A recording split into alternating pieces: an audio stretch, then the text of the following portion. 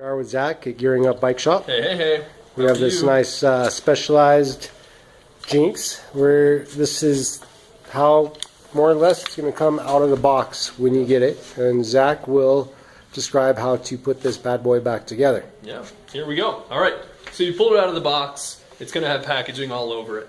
So you're going to take some snips or some scissors or something and try and cut off all the packaging material without trying to nick any of the paint or anything. It doesn't look like a bicycle. The wheel is going to be off. Well, you will have cut that off at this point. The wheel is going to be off to the side. You're going to have the handlebars that are going to be dangling like this, assuming once again you've cut everything off. And you're going to find that there's a little red or orange tab here in the brakes. So, first thing that I like to do is to get these handlebars situated. So what you're going to do is take a 4mm Allen wrench. In this case I have a 3-way which has 4, 5, and 6mm Allen wrenches on it. And we're going to turn the stem around. So as you pulled it out of the box, the fork is in the appropriate orientation, but the stem will not be. So you're going to want to loosen just a little bit. I keep these a little snug for shipment. These two here. Just loosen them. Don't take them off. Then just rotate the stem around. Now you have these 4. And these are barely threaded in, so you'll be able to get those off with your hands. Just unscrew them. And you can take them out, but it's just easier to leave them as part of the stem. We're going to put that off to the side for now. And this is where it gets a little tricky and where it can help to have a friend. So you're going to take these handlebars and you're going to want to make sure that you have them in the proper position for placement. So don't worry about that. Just make sure that you have the stem facing towards you. And you'll notice that if you put them up like that, all these cables and wires are really going to be a hassle. Not to mention, you're going to have the shifters facing you. So you want to make sure that you rotate these around so that when you put them up into the stem, everything looks as it should. You're going to have this facing upright like that. Yeah, just so it works. If you have any questions about that, I'm sure Dan can give you a little hand, give you a tip over the phone or something. Now, the slightly tricky part is maintaining a grip on the handlebars with the stem. So that's how I like to hold it, with my thumb keeping that there and my hand on the bars, just keeping it. Don't worry about the placement like this. This is just going to make sure it all stays on. And I like to put it on there loosely, making sure I don't drop any bolts, and then thread one in carefully. And then I like to do the other one here. And just go around to all 4. And then you'll notice nothing's going to fall. You can take your hand off and grab your wrench. So then once again, remember that's a 4 as well. And here the placement can be, again, a little bit tricky. And you're going to want to play with all this once you have the wheel on and you're able to sit on the bike. So I'm just kind of eyeing it right now. So go ahead and get these pretty much all the way in. Don't worry about tightening them just yet. Just to the point where they want to get snugged. But stop right before. Now, I don't know if you have a torque wrench at home. I'll guess not. But right here we have a torque specification printed or etched or something or other on the stem. And that says 6N.M, which stands for 6 Newton meters. And what I also like to call that is barely hand tight. So that's what we're going to go with. So take your 4, and what's important when you're tightening a cap with several bolts is that you want to tighten it on separate axes. So you're going to start here and we're going to work diagonally around. So just barely hand tight, then come to the diagonal one here, barely hand tight. Same thing here. And then here. So you'll want to do that snug part once you've gotten on the bike and you've made sure it all fits properly. Because right now I've just snug it down and it's doubtful that it's actually straight. But anyway, so then once you've got that, we can just kind of snug down your stem here. And mind you, it's just these two 4mm bolts with the same torque spec. So just barely hand tight. You're gonna think that these are probably gonna need to be really tight, but you know, they've done a great job engineering these so you don't have to torque them so tight. And you will strip or break these threads if you go any tighter than that. So now your cockpit's pretty tight. Nothing to worry about while you're riding it, hopefully. I'd also maybe recommend you take this to a bike shop.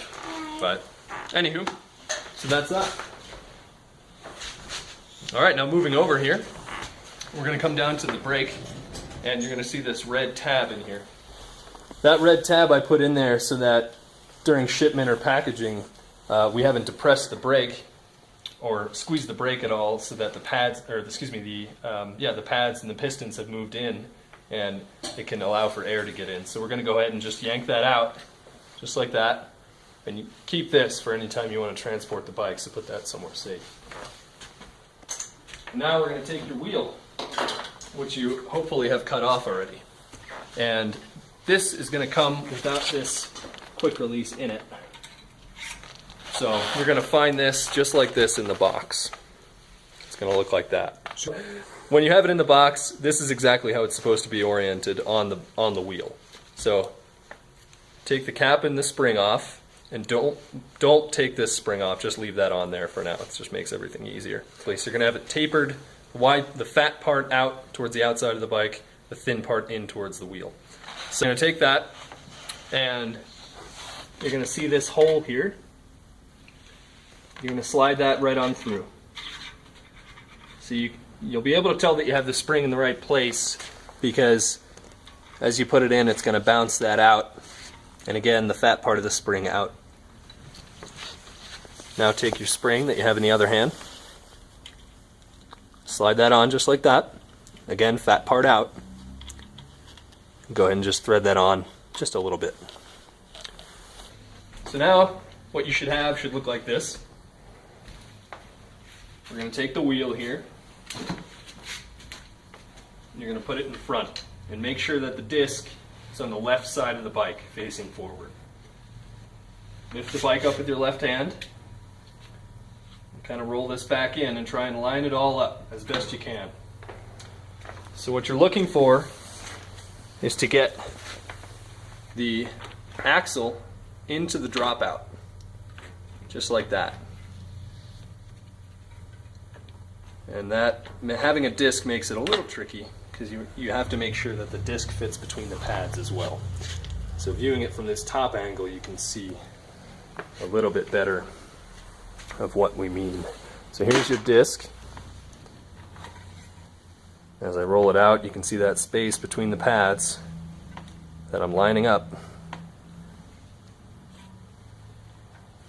and having trouble myself getting it in. There we go. So now, with the wheel in the dropouts and the bike on the ground, with your weight, just a little bit of weight over the stem, you're gonna thread on the nut here, just until it's a little, just so you can feel the ribs on the dropout, and you'll be able to feel that with your hand. And then with your right hand, close the quick release. Now, if it feels a little bit loose, it's because it is. So go ahead and just tighten that nut a little bit more on the left side. And keep doing this until the lever over here becomes quite stiff. And if it gets a little bit tough, you can rotate the lever as well. And then use your palm. And there you go. So another thing to check for, to make sure that you have the wheel in, you're going to see the tread here with that line, that center line on the tire. You're going to line that up with this hole here in the stanchion, or in the ground there. So you can see that that's straight. Once you have that in, the only other thing left to do is to put on your pedals. So you'll find these pedals in your box, and the important thing to do is to identify which pedal goes on which side of the bike. So for this, the easiest thing to do is to look on the ends of the pedals, and on it you'll see printed an L and an R. I can't see which one. The other thing you're going to notice is that one of these pedals will have a little bit of ribbing here, and that indicates that it's the left side pedal. The other one will be flat. So once we know that, all we have to do is screw them on using a 15mm wrench, or 9/16 otherwise. And you're looking at thread pitch here, which is the slant of the threads to indicate which way you should turn. Left side pedal is reverse thread. Reverse thread, correct. So left is tight, right is loose. Both pedals you'll screw towards the front of the bike to tighten. That's another good, yeah. So once you get that started, once you get the thread started, just back pedal the bike with your hand, your fingers kind of clenched onto the inside there of the pedal. Because if you do this without it, you're just going to be spinning the pedal. There are bearings inside of there. So we're going to back pedal just until it gets too tight to grip any further, and just leave that one like that. And then we're going to grab our right side pedal and we're going to screw that one on.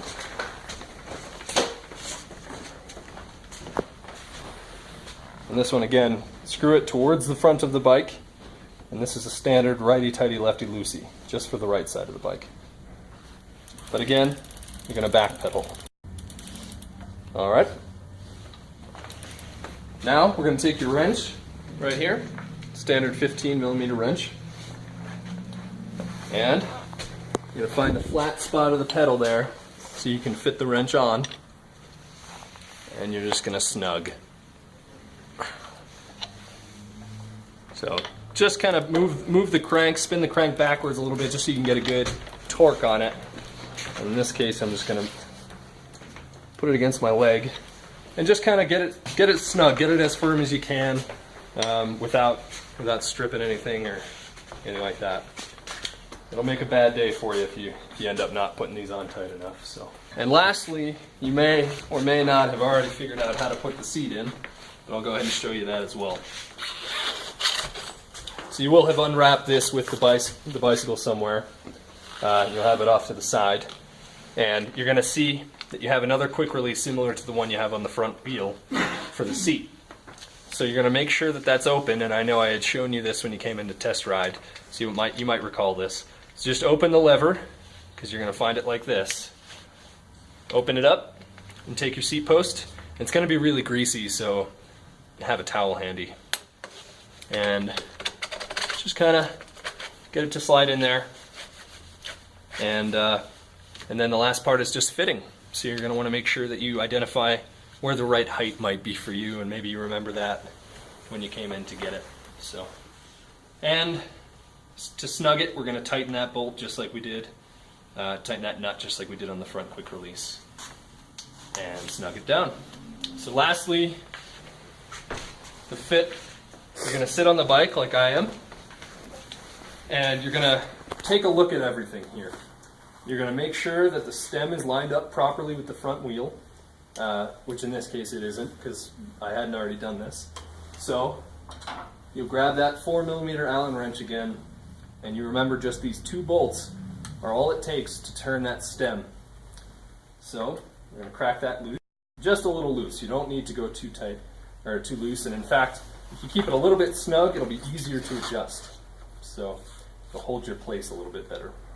So now you're going to put your leg up against the wheel such as I am to keep it straight, just to keep it from moving around, or if you have a hand, this is a good time for them to grab the front wheel and make sure nothing's moving around. And you're going to try and eyeball it to being straight. And a lot of us have crooked eyes like I do. I can't quite sometimes do this very well. But just line it up by eye, and then go ahead and snug one of those bolts down just a little bit. So now it's tight. Go ahead and sit back on the bike to double check your work. Make sure everything's down. Can't stress enough how important it is to snug these. Don't forget any of them. And it's always helpful to go back over the bike and make sure that all these little nuts and bolts are snugged properly. Because who knows in shipping what could have happened. So I'm just going to hit these front ones again while I have the 4mm in my hand. And once again with the stem, because I'm a little bit weary of these. And there we go. And now you're ready to ride. Yeah. Sweet, have fun. Cool.